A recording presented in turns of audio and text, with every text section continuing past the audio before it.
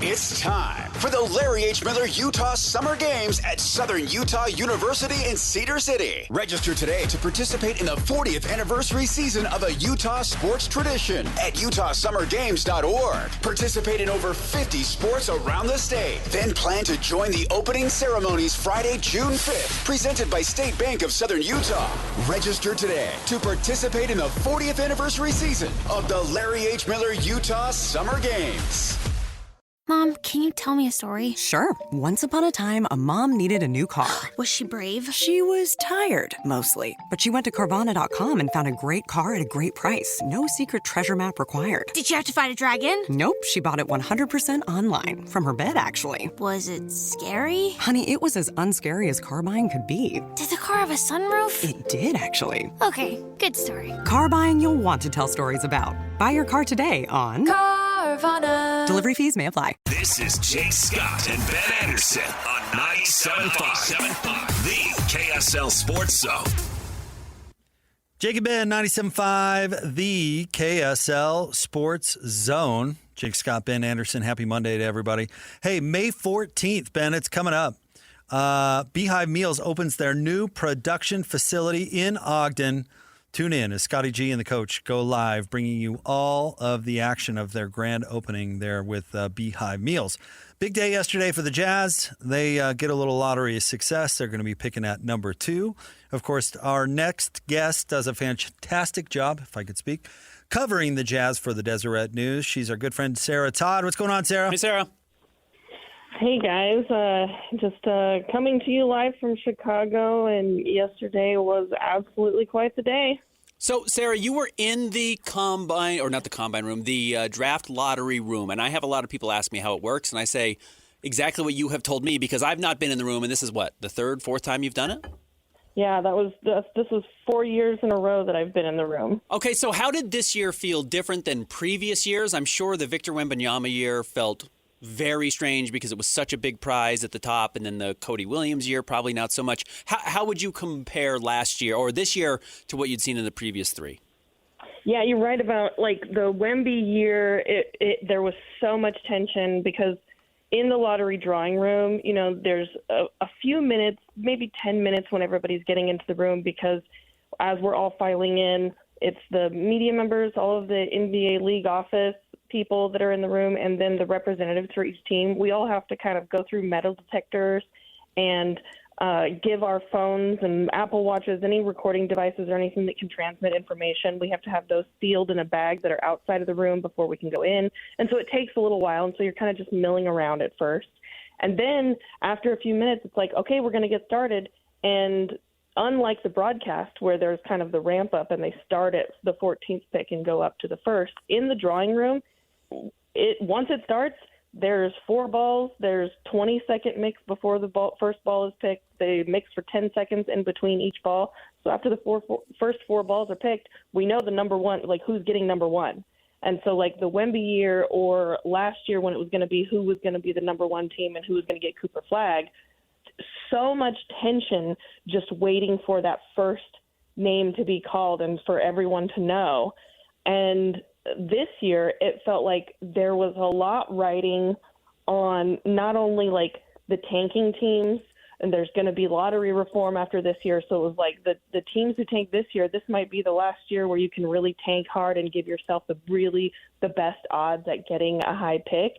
But also there were things that could have happened, like the Clippers representative, Rashad, was sitting next to me, and he was just like breathing so deeply through every combination that was being picked in the top 4 because they could have lost their pick.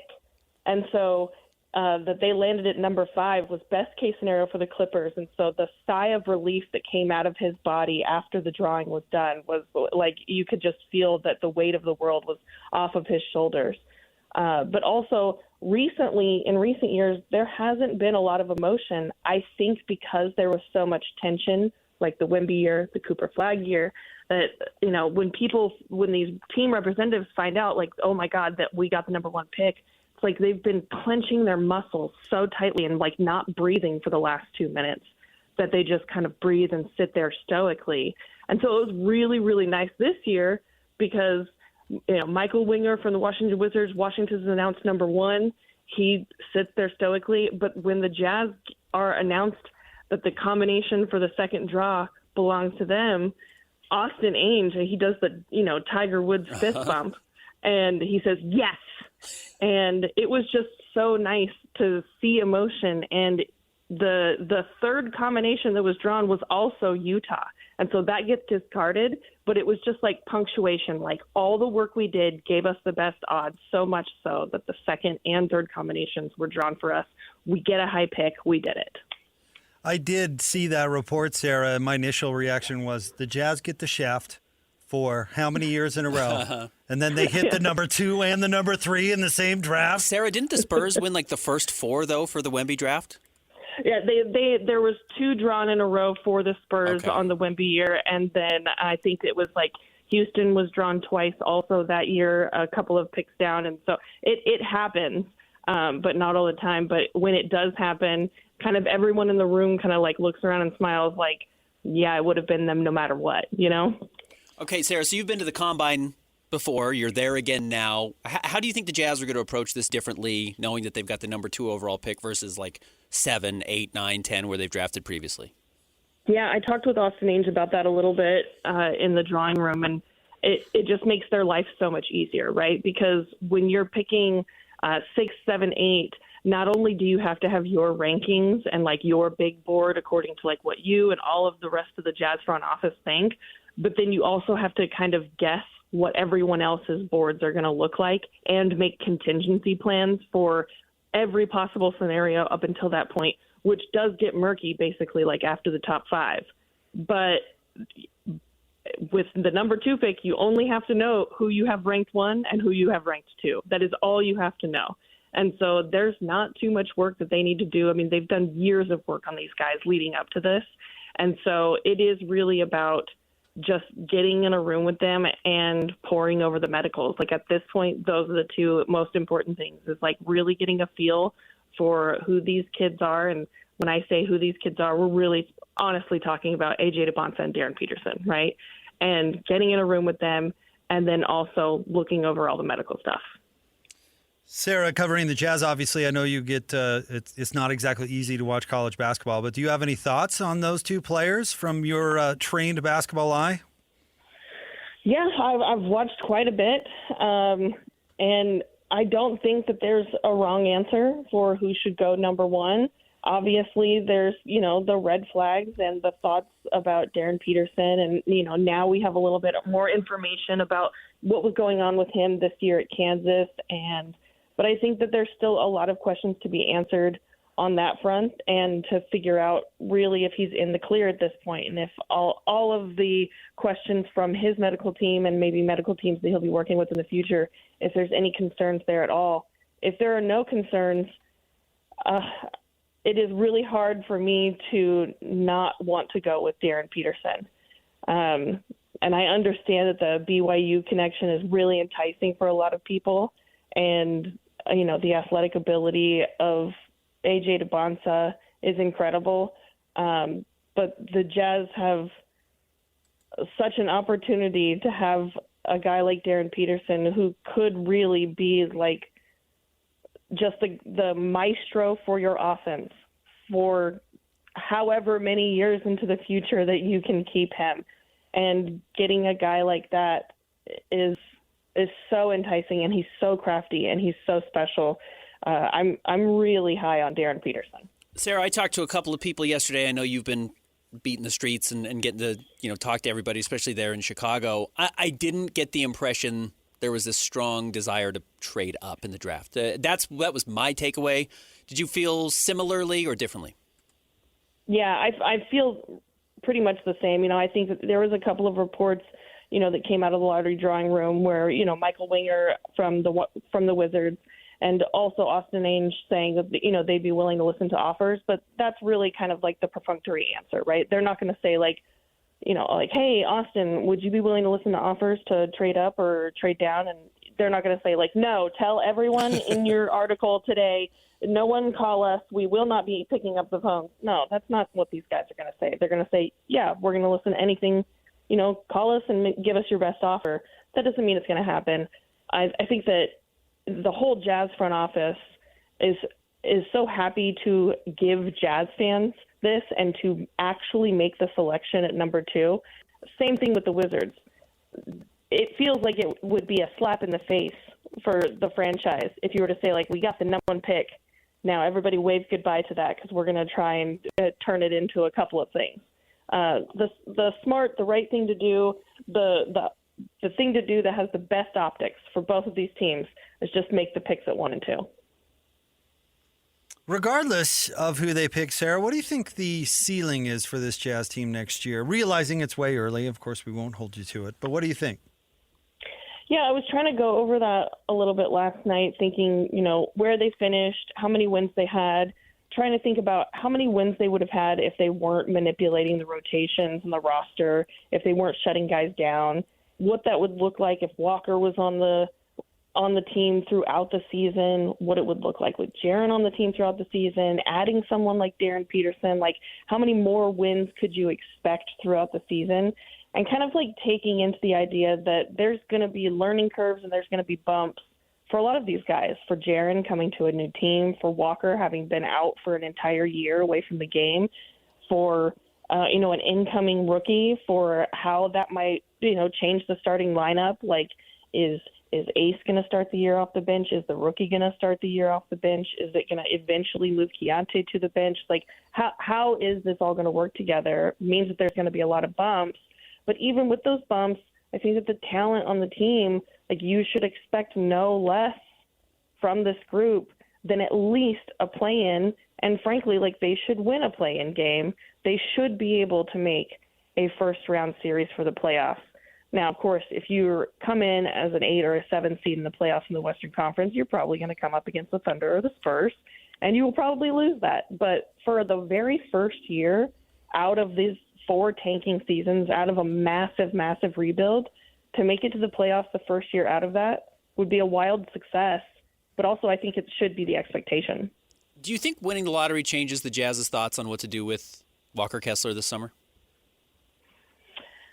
I think that it might have been a little bit more difficult and might have changed things if they had gotten 3 or 4. I think that getting number 2 and knowing that it's probably going to be AJ or Darryn Peterson, that doesn't impact the front court as much, right? Like, if they were looking at, should we be taking Caleb Wilson? Should we be taking Cam Boozer? Maybe that changes kind of what's available to you and how you can approach the situation. But with the 1 or 2 pick, I think that you go into it just hoping that you can resolve the situation and that you can get Walker Kessler back in Utah. Any idea what that market's going to look like? Any thoughts? Oh, boy, that's a great question. What do you think? I think it depends on the Lakers and how bad the Lakers want him. And that's just shooting from the hip. I mean, I'd have to get to look at more cap space. But isn't he the exact player Luka Doncic needs? And they're going to have whatever LeBron's making, right? Like $55 million coming off the books. Yeah, I think it's going to be kind of a big number. At the same time, I think that if we were talking about this last September, the number would have been bigger. Yeah. Post labrum surgery, having been away from the game for an entire year, and then you look at the entire body of work where he's had good moments. He had, one really, really good season, but it's been up and down, which is absolutely to be expected with a young player who, there's only 3 years on the books of playing. He's done nothing wrong, but there's just not a lot there. I mean, the Jazz has not been trying to win games, so it's not like you can say, like, how he would perform in the playoffs, but you also don't have that data. And so obviously I think there's going to be any player that is made better by a Luka or somebody like that. And so I don't think that you worry about what he would look like kind of on that roster. But also the Jazz want that too, right? I mean, I look at Luka and I think, oh God, him throwing lobs up to Walker Kessler would look really, really good. But then I also think Darryn Peterson throwing lobs up to Lowry and Walker would look really, really good too. And so you want to pay to be able to see that. That being said, the number is lower than it would have been last year pre-surgery. And so I think it's probably going to be upwards of 28. I don't know if you get too much higher than the mid-30s. I think that it might have been last year, but it's probably lower than that now. Sarah, how many times did you watch my White Sox beat your Mariners over the weekend? Oh, my God. What a world. What a world. Well, I did watch my Luke Raley hit a grand slam home run and then also hit a 3-run dinger to beat them with 12 runs. That was my first night in Chicago this week. That was great. But the thing that I'm learning about the Mariners is that they either score 1 million runs or just one. There is no in between for this team. So, yeah, the White Sox won 2 of those. Personally, I watched the White Sox win 1 of them. Okay. So they split the games that I was in attendance for. Are you from California? How'd you end up a Mariners fan? Yeah, the Mariners fandom is a recent development for me. I grew up an A's fan, and I was loyal to that my entire life.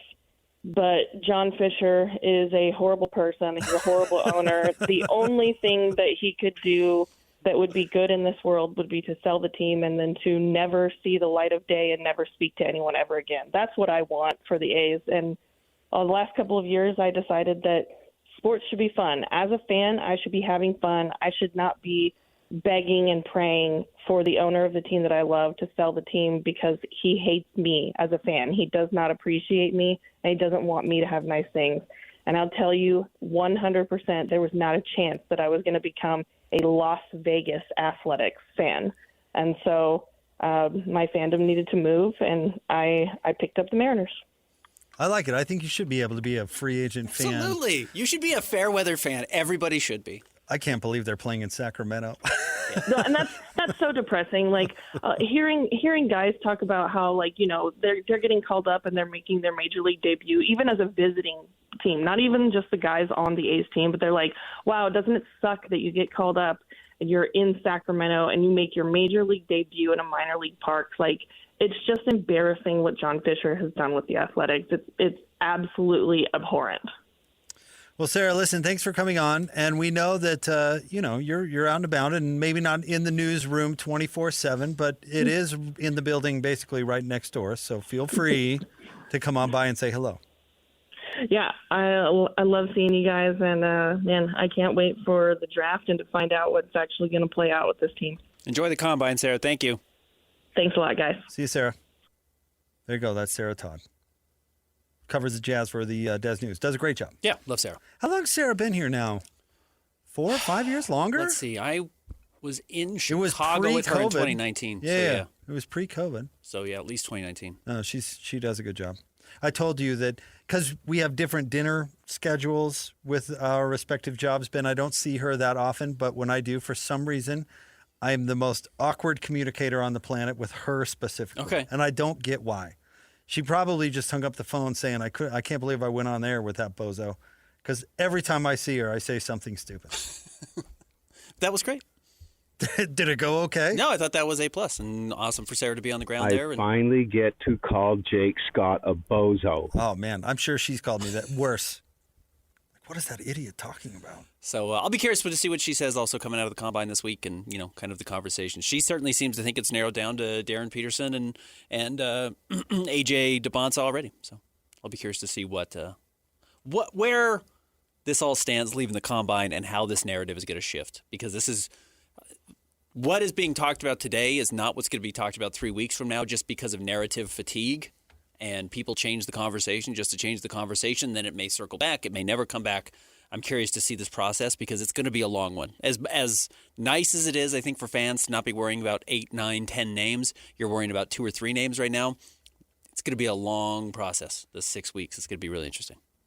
I think they should pull an Isaiah Thomas and pick somebody slotted for like 15, like Cameron Carr or something. Okay. A Daimara. Like just out of nowhere. It's a reach. Be like, this is our guy. Yeah. And then when they say, why do you trade down for him then? You go, He's the best player on the board. We're taking him. Why? Why would we? Who was it that Isaiah Thomas, and it was some with like the 18th, 19th pick. Do you remember that? And he picked a guy that was not even in the NBA draft packet. Like the league will send out packets to media that has everybody who's likely to be drafted. I'd have to go back. There was the Ronaldo. That might have been it. Blackman. Not Rolando. Ronaldo Balkman. I think that was Blackman played for the Mavericks. Yeah, he did. He was really good. Yeah, he ended up being the 20th pick. Yeah, and it wasn't even in the draft packet People that were the like- NBA sends out. They're like, who? What? Him? Jazz did that with Jeremy Evans, but I think Jazz drafted Jeremy Evans like 49. Oh, yeah, in the second round. Who cares? The 20th pick. Yeah. I never heard of him. Interesting He choice. better be Nikola Jokic or... But yes, you could have had him in the second round. Yeah, just trade back. Yeah. No. Smarter than everybody. That's right. Yeah. Good memory. All right, stay tuned. More Jake and Ben. Big thanks to Sarah Todd for jumping on with us. We'll get that interview up at KSLSports.com for your podcasting leisure. Stay tuned. More next. 97.5, the KSL Sports Zone. Ready or not, summer is coming, and Wayfair's Memorial Day clearance is on now. Right now through May 25th, get up to 70% off everything home at Wayfair. Plus, score amazing doorbuster deals all sale long and surprise flash deals on Memorial Day. We're talking thousands of products at every style and budget. Now is the time to save big on must-haves for your patio, backyard, and beyond. These savings won't last, so don't wait. Shop Wayfair's Memorial Day clearance now through May 25th. Wayfair, every style, every home. Hey, sweetie, your mother showed me this Carvana thing for selling the car. I'm going to give it a try. Wish me luck. Me again. I put in the license plate. It gave me an offer. Unbelievable. Okay, I accepted the offer. They're picking it up Tuesday from the driveway. I haven't even left my chair. It's done. The car's gone. I'm holding a check. Anyway, Carvana, give it a whirl. Love ya. So good, you'll want to leave a voicemail about it. Sell your car today on Carvana. Pickup fees may apply. Your home for the best sports radio for your afternoon drive is right here. This is Jake Scott and Ben Anderson on 97.5, the KSL Sports Zone. Jake and Ben, 97.5, the KSL Sports Zone. Jake Scott, Ben Anderson. I was talking to Christian during the break about Mother's Day and his wife, her first Mother's Day. Said it went really well, which is good. No good. How about this for a Mother's Day story, Ben? We don't have to focus on this, but I found this story. Eagles offensive tackle Fred Johnson, his girlfriend is 8 months pregnant. Okay. Now, remember when I told Christian before his baby was born that he should just take advantage of it? Go nuts. Go crazy. Yeah. Last few days, whatever, before being a parent, life changes, get it all in. Apparently, Fred broke up with his girl and got on Hinge that night. Huh. So I'm glad. Let me put it this way. Fred was taking my advice a little too far. Like Live Christian, life to the fullest within reason. Within reason. I feel like Christian probably executed it better. You know, he just sat on his duff and watched sports. I went golfing. I went golfing, that sort of thing. Fishing. Didn't get on Hinge. By the way, what is Hinge? Tinder? Is there like a theme to it? I know the different dating apps have Supposed different. to be safer for women. Is that what Am it I is? correct with that? Oh, I didn't know that. I think it has to, if I remember correctly, like at least at its conception, women had to like approve anybody first, so it wasn't just like this free for all. Anyway, his lady took to the talk snap and aired it out. Okay. Said, not cool. But he's probably just doing what I suggested, living life to the fullest. I think Yeah. he's just taking it a little too Just far. wants to get the best out of the last month. Yeah, when the baby comes, I'm sure he'll be right back there. Maybe not. He really, I mean, it's a real panic move. I didn't panic that much right before my son was born. You know, before I became a father for the first time. I was not in like panic. I obviously didn't know what I was doing. Nobody does. I still don't know if I do. But I didn't have that level of like, I know what I should do? Tear my entire life down. What if I burn it all to the ground right now? Just overnight. Just overnight. What if everything changes immediately? You think that's what this is? A panic move? Panicking about being a parent or panicking about being connected to this gal? Well, if I got caught doing this, that would be my lie. Oh, panicking about being a parent. Super nervous. I was so nervous. I just love you and the baby so much. I had to leave you and get on Hinge. You know, the best. What else would explain it? Who was it that, it was Asante Samuel that we talked about last week who was defending Mike Vrabel. And by the way, even went further this weekend, which I found hilarious. But that is the best defense for Mike Vrabel is like, listen, I'm an NFL guy. We've got some wild personal lives. Yeah. There's nobody casting stones in the locker room because everybody's got something wild going on. Like somebody told Asante Samuel, said, you're just talking about cheating on your girlfriend on out online, really? You think that? And he's like, I've cheated on every girl I've had since elementary school. Right. It's literally You what he thought said. Vrabel's boat story was wild. Wait, I got a this? million of them. Yeah, I know a guy. So, yeah, this Eagles offensive lineman's like, oh, yeah, I'll break up with an 8-month pregnant gal. And what's the proper waiting period on ending a relationship like that? Because it feels like he went right to the hinge. Like that? Pretty quick. That same day. The waiting period of how long you can leave a woman after you get her pregnant, or you can leave a pregnant woman before you get on Hinge? I just meant. I'm not sure there's a good answer to either. No. See, how long before ending a serious relationship can you get on Hinge? That's more what I'm asking. Because if she's 8 months pregnant, I think that's probably in the serious relationship category. I think like a rolled ankle, where it's like figure out as much time as you think and then double it. It's like if she's 8 months pregnant, take that 8 months and double it before you get back on Hinge. Okay. So let this baby turn. It'll be 7 months old because there's another month of this pregnancy. At least let this baby get to 7 months. And then start the Hinge. I'm not even saying have a full-on relationship. Then just start putting out feelers. There's a chance he was on Hinge already. Probably a good one. There's got to be a thing on there that says what the date is that you joined, right? The same way we found out Christian joined Facebook when he was also 8 years old. He was in the womb. Want to have a good following when he comes out. By the way, Ben Beacon of Locked On Timberwolves is going to join the show at 4:30. We'll talk to him about the San Antonio, Minnesota series and find out if Minnesota stands a chance, even if Wemby plays, which he should not. So stay tuned for that. And look, if we want to bring this kind of full circle to the story of the day, being the NBA draft, I will tell you, and this is clearly like a common theme, and I'm not comparing myself to Mike Smith, but you will hear Mike say like, he does a very good job of like saying, I see a big man and I can tell you whether or not he's going to make it in the NBA, and it's a lot harder to do with guards. It's like Anthony Edwards, is the type of guy that dominates a game and is the best player on the floor in the backcourt without being a point guard. And it's kind of a narrow needle to thread. It's hard to not have the ball in your hand the entire game, play off the ball, and still be dominant. But there are cases of it working. There are plenty. But there are also a lot of guys who I think you just kind of assume will get there, and they don't. And that's the hard part I think the Jazz have to diagnose coming up here with either A.J. DiBonsa or Darryn Peterson. Darryn certainly more in the kind of model of Anthony Edwards, though I would warn you he's not near that level of athlete or physical specimen. But yeah, it's kind of going to be a similar type if it works out. What does that look like? And it's the three-point shooting, and it's the ability to get to the free throw line and be a competitive player on both sides of the floor. Yeah, there has never been a player good enough to win single-handedly on his own. Right. So what players, and Anthony Edwards is an interesting example of this based on his evolution of his game just this season, in my opinion, is you pick your spots. Could Michael Jordan have scored 50 points a game? Maybe. Could Michael Jordan have scored 50 points a game and won a national championship like it's college? He did win one of those. Win an NBA championship? I don't think so. No. That's just not how the game works. You have to. But what Michael Jordan was really, really good at was knowing when he needed to take over a game, when he didn't. I mean, look at his biggest moments. He took the shot over Brian Russell because the Jazz did not run a double team at him. He passed the ball to Steve Kerr. Mm-hmm.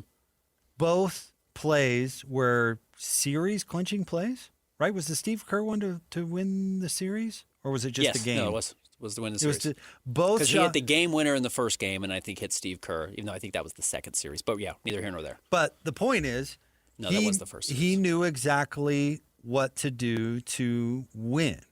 Now, can Anthony Edwards beat his guy on every play? Yes. Mm-hmm. Is Anthony Edwards going to win a lot of games by simply scoring 40 points? No. In fact, the secret sauce here in the playoffs for the Timberwolves, I think, has been that balance. Because during the regular season, they didn't have a lot of balance, and the Timberwolves underachieved. They are achieving, I won't say overachieving, maybe if they beat the Spurs, that'd be overachieving, in the playoffs, because Anthony Edwards is figuring out how to play winning basketball. What was his, I mean, he had a huge game, right? Very efficient, 13 to 22, 36 points. But let's see, 6 out of the 8 players for the Timberwolves that played were in double figures. And to your point, he had 16, I think, in the fourth quarter. Like, he picked his spot. He wasn't just going to say, I'm going to come out and I'm going to be the guy the entire game. No, he got almost half of his points in the fourth quarter of that game. Look, you can go back, and again, I'm not comparing Darryn Peterson or anybody to Michael Jordan or Kobe Bryant, but to your point, when we're talking about dominating the right way, Michael Jordan averaged his highest career high as a scorer his third year in the NBA. It's 37 points. Obviously, that was not the best version of Michael Jordan. It was not. The next year, he was at 35. Those were his two highest years. They didn't win the playoff. They didn't do anything. But you get to year 6, 7, and while he's still leading the league in scoring at 32 points a game, 33 points a game, he has figured out how to spread it around. He's figured out how to get everybody involved.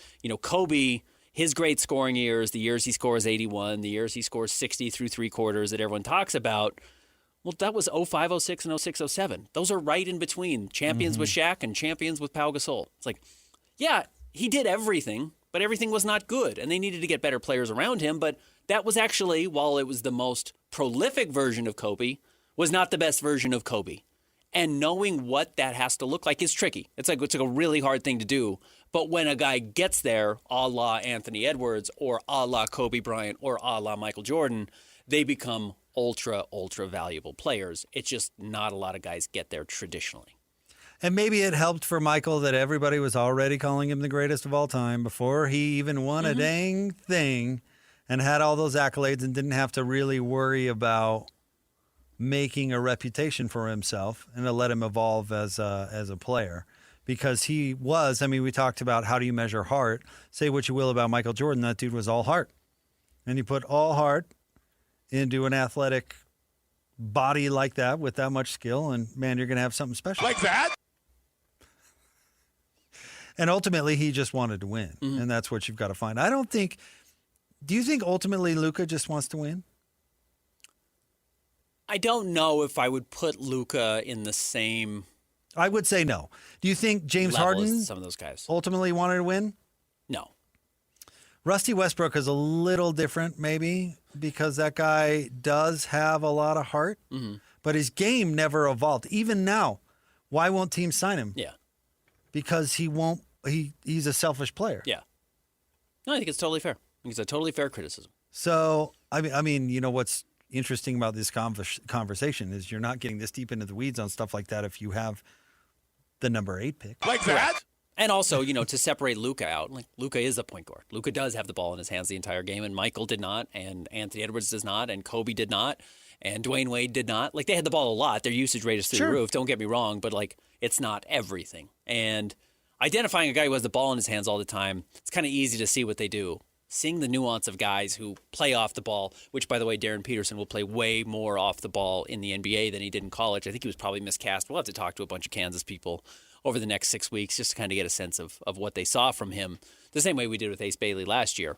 Just I think there's going to be a lot of people who do not like the way Darryn was used in college, and it's not going to reflect who he is in the NBA. This is interesting. That's the nuance that you have to find if you're the Utah Jazz. Man, I don't know. How much can you really take from his college year, Darryn Peterson? Probably not a lot. No, I don't think so. Kansas kind of underachieved. Really underachieved, yeah. He was inconsistent. He had the weird cramp thing, the creatine cramps, as you like to call them.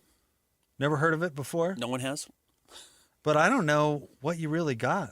Is anybody saying anything different about him today than they were before his college career? No. Probably not a lot, yeah. If anything, you're justifying before his college. Who was it? Was it you? I saw somebody snap talked out yesterday saying Danny Ainge really likes players that were good in high school. Yeah. I don't know. He had a great rep coming out of high school. Yeah, he was the top guy coming out of high school. If anything, he did damage to it in college. Yeah, I think he did, yeah. So that's what changed. Yes, he hurt himself more than anything. So what really can you take from it?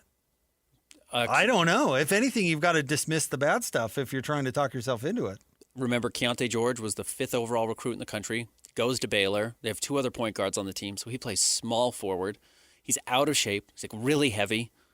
Doesn't have a particularly good year. It's prolific. He's got some numbers, but had some ankle injuries. Was not in good shape, as I mentioned. Didn't shoot the ball well at all. And the Jazz were like, yeah, it doesn't matter. Don't care at all. And took him at 15. Now, Danny apparently wanted him at 10, and the Jazz, or wanted him at 9, and the Jazz took Taylor Hendricks instead. And then ended up with Keontae at 15 or 16, if I have my story straight. That could be wrong, but that's kind of my understanding. And Keontae has turned into a great player. Keontae has turned into looking like the player he was coming out of high school more than what his college career by itself would have reflected. So if that's what you're following, yeah, go back to where they did in high school. And I do think that's a part of it that a lot of these teams are willing to do, where, believe it or not, I'm not going to go back and watch whatever Huntington Prep or whatever school AJD or Darryn Peterson went back and did. Watch entire high school games. I'm not really interested in spending my time doing that. Problem with that is that the NBA teams really suck at evaluating players out of high school. Always have. Always have. Yeah. They really suck at it. Yep. Deshaun Stevenson, what did the Jazz take? He was like in the teens, I think. I think he might have even been in the 20s, but again, yeah, it's not a good pick. But you go back in those drafts when they were still taking high school guys, and you look at the top 5, top 10 in some of those, and there were some boots. I mean, just some brutal picks. Yeah. Martell Webster. The Trailblazers traded him for Darren Williams. Martell Webster stunk. That dude was not an NBA player. They drafted him 5th. Dude was awful. So, I don't know. It's kind of tricky with him. I think he's the trickiest to evaluate, and the hard part is that's probably where he'll be slotted to go as number 2. Yeah, it's why there's going to be questions. Again, it's why this is not going to be. Yeah, easy. We got it figured out. Like, there is going to be a week where Cam Boozer is going to overtake Darryn Peterson in the conversation, just like narratively. And maybe that's not the case behind the scenes, but like because fatigue of conversation encourages it, because I've watched a ton of these drafts, and I promise you guys the day that Cam Boozer walks into the ZBBC to do his individual workout for the Jazz, and look, they've met him a bunch of times, but like he's already 6'8.5" and 250 pounds, and his body is done, is a ready-made product. And you go back and you watch his film, it's like, he just always makes the right decision, and every game he has 20 and 10 and 5, and he's going to do the same thing in the NBA. Like, that solves a lot of problems, and teams say, like, oh, well, maybe we do think about that. And you owe it to yourself to think about that. You really do have to put in all the work here. It's why I think I would not rule out Cam Boozer as the number 2 overall pick. But, yeah, you've got to do your work. You've got to go back and really trust your instincts of what you saw when they were in high school and where they are now. And I don't envy the job, in all honesty, but it's why when I've talked to people at the Jazz, and you heard Sarah talking about her conversations with Austin Ainge, like saying, we've got to get the right guy. That's verbatim from Sarah's article, I think. It's like, they know that like this really matters. They're going to really put the work in. It's easier than if they're picking at 7, but it's not easy, simply put. Stay tuned. We'll have more coming up next. Reminder, we do have Ben Beacon of Locked On Timberwolves at 4:30. It's the Jake and Ben Show. 97.5, the KSL Sports Zone. Hey, sweetie, your mother showed me this Carvana thing for selling the car. I'm going to give it a try. Wish me luck. Me again. I put in the license plate. It gave me an offer. Unbelievable.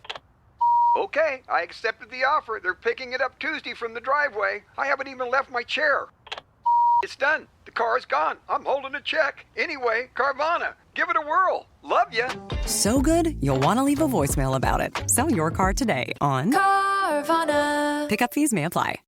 Just doing it big, Your home for the best sports radio for your afternoon drive is right here. This is Jake Scott and Ben Anderson on 97.5, the KSL Sports Zone. Jake and Ben, 97.5, the KSL Sports Zone. The PGA Championship is this week. Time to get a qualifier for the Copper Rock PGA Championship contest. Be caller 12 right now, 801-575-ZONE. You're going to be assigned a golfer in the PGA Championship this week.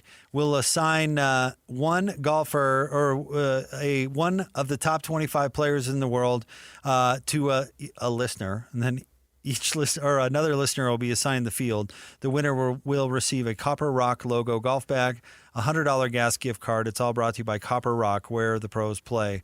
Ben, we'll get back to talking draft. We'll talk some NBA. We're going to talk some T-Wolves at 4:30.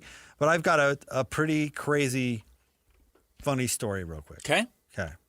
So this is in Orlando, and I know how much you love Orlando. A career criminal basically stole $770,000 worth of diamonds from Tiffany & Company. This is in Orlando? Is that what you said? Orlando. Okay. He then got in his car and drove, Ben, getting out of there. He was pulled over about 300 miles from Orlando. Okay. He decided he would put the booty into his mouth. Oh, okay. And so not the worst place to put it. The cops get him out, And they're trying to get him to open his mouth. They're threatening to tase him, so he just swallows it. Great idea. They arrest him. Mm-hmm. He passes said diamonds 2 weeks later. Oh, wow. Yeah, it took a minute. But here's the curious part of this story. They found 2 other earrings that were not part of that hike.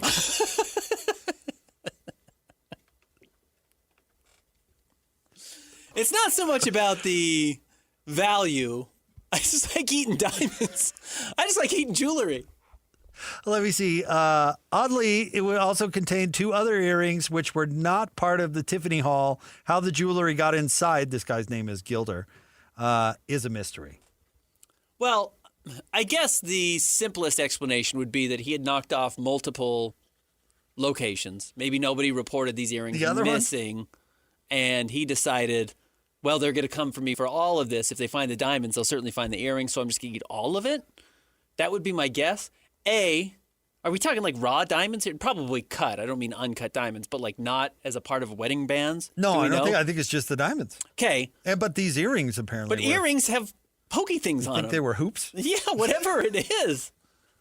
They're like notoriously sharp. They have to go through a really tiny hole in an ear. Diamonds, it could just be the rock. After being yanked out of the vehicle by Highway Patrol, Gilder allegedly swallowed the stolen diamonds. He subsequently asked the cops, quote, "Am I going to be charged with what's in my stomach?" And then while he was sitting in the squad car, Gilder mused, quote, "I should have thrown them out the window," unquote. Yeah, this is worse for everybody. You should have thrown them out the window. That would have been Everybody much would better. have been happier. And in fact, law enforcement would have really been happy to not have to sit and sort through Wait it out. everything that comes out of your body. Yeah, you had to stay at a hospital for 2 weeks. For the next 2 weeks as they run a metal detector over it. Can you imagine? What are these earrings, dude? I don't know. I don't remember those. You're just eating jewelry? I guess. I have a problem. We didn't expect to find 2 additional earrings in there. This is a tennis bracelet. What is going on? Yeah, you're probably right. He probably stole the earrings from another location that did not get reported to the police.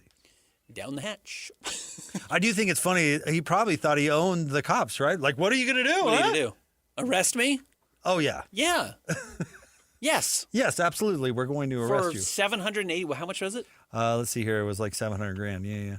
$770,000. Yeah, $750,000? Yes, we're arresting you. Oh, dude, they did have pointy things on them. The diamonds did too. Oh, yikes. That couldn't have been easy to swallow. It's like or pass. Swallowing a buffalo thorn. Yeah, or pass. Jeez. I would have said, we're not making it easy for you. No, they should have thrown him out the window. He should have thrown him out the window. He should have just tossed it. He should have thrown him out the window. I made a huge mistake. Or just hand him over and throw yourself at the mercy of the court, really. Remember when Lloyd had kidney stones last year? This was it. Kidney stones? Yeah. Uh-huh. Heck no. Lloyd stole a bunch of diamonds and ate them. Kidney stones, Lloyd? Got to pass the Hope Diamond. There was also that big robbery in France at the same time where we don't know where Lloyd was. He wasn't here. He was not here. They never found those guys. Is that at the Louvre? Is that where that It was at the Louvre. In the most stupid brazen robbery ever that I can't believe worked. Where they just backed up a truck with a ladder just to a put window. the ladder to the window and go in and grab the stuff and go back out the ladder. And everyone's like, genius. Yeah, you picture Tom Cruise in Mission Impossible or whatever. No. You're overthinking it. Way overthinking of it. Yeah. You just need to back up a ladder. Grab the diamonds, swallow the diamonds, get out of the area. Eat a couple extra earrings just for fun, and then go. Exactly right. A little treat for later. Dude, I think those are just, Target jewelry. All right. Just going to go ahead and eat it. Great. Christian, you ever eaten jewelry? I don't think so. You have a tongue ring. Do you swallow it ever? No, you get used to it. You get used to it. Christian has a tongue ring? Oh, yeah. He's had one for years. I had no idea. Do those heal? No, because if you pull it out, it's like an ear and it'll grow over. So technically, no, I don't think that heals. It's not bleeding. But do you have a hole in your tongue for the rest of your life? No, I think it'll close back up. Well, doesn't the Kiss guy have like a forked tongue? No, he doesn't actually have a forked tongue. But some people will fork their tongue and it will stay that way. But it's because it's moving constantly. What? Fork tongue? Who's forking their tongue? People Like will a split snake? their tongue. Yeah. No, like a they snake. won't. What kind of weirdos are you hanging out with? My favorite people. The forked people. You have met somebody with this procedure? I don't think I have met somebody with this, but no, it's not like insanely uncommon. Like less than 1% of the population has it, certainly, but more people have tongue rings than forked tongues, but forked tongue is not the craziest body modification. Do you ever see somebody with a nose ring and think, how is it to blow your nose? I'm sure they've run into issues. And when you take it out, do you have to, like, is it covered in boogers? Probably sometimes. Does it make you Do you think you get food stuck between your forked tongue? Do you have to floss your fork? I don't think those people exist. I think you're making that up. I'm going to send you a bunch of weird videos during the break. Showing me something from the internet does not prove anything. Okay. If you are a listener and have a forked tongue or know somebody, use the call-in feature. Yes, please do, because I don't think those people exist. Lisp something to us. If your son came to you tomorrow with a forked tongue, would you have him committed? It's an interesting choice. But you know what? We're pretty woke, this whole society. We'll let people, like, you can get a job at Target now with a forked tongue. I'm not saying you should be an outcast. I'm asking if you would have your son committed. I think I would have my daughter committed. If she forks her tongue. Because nip this in the bud now, because Lord knows what that is developing into down the way in life. It's hard to get much more extreme than that. Have you seen the kid that pierces himself together in Vegas Vacation? Yes. You're on the road to that. Correct. So you got to nip that in the bud. Okay. Maybe you can pierce your tongue back together after you fork it. That would be weirder. That's not a solution. No, and then it's really hard No, to clean. that's a cat in the wall. And you're cleaning it with a pipe cleaner.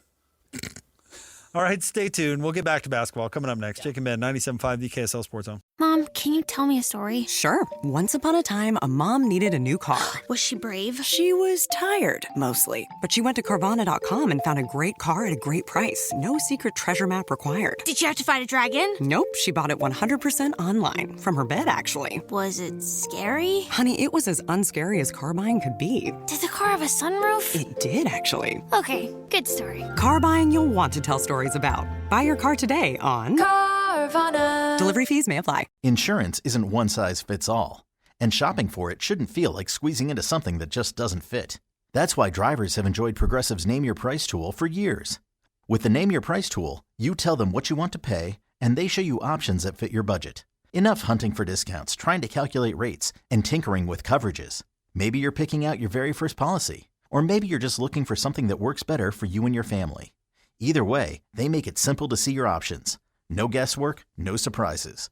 Ready to see how easy and fun shopping for car insurance can be? Visit Progressive.com and give the Name Your Price tool a try. Take the stress out of shopping and find coverage that fits your life on your terms. Progressive Casualty Insurance Company and Affiliates. Price and coverage match limited by state law.